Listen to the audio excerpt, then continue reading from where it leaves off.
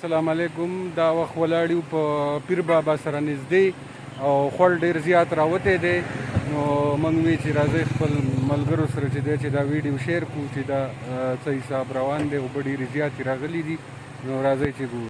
دې ځای کې چې دی نو اوبه راوتې دي، دې ځای کې په عام لیول کې چې دی دومره اوبه نه وي. نن چې دی نو باران ډېر زیات شوی دی او دا سیلابي صورتحال دی اختیار کړی دی، نو پټو مټو ته چې دی هم ډېرې زیاتې اوبه تللي دي.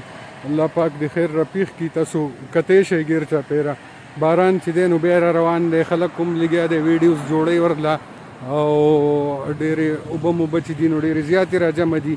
دا تاسو کتی شئ جوار ولاړ دي او جوارو کې چې دی نو دا ډېر شی اوبه چې دي نو هغه را جمع شي دي. دلته هم کتی شئ ګورئ ډېرې زیاتې اوبه را روانې دي.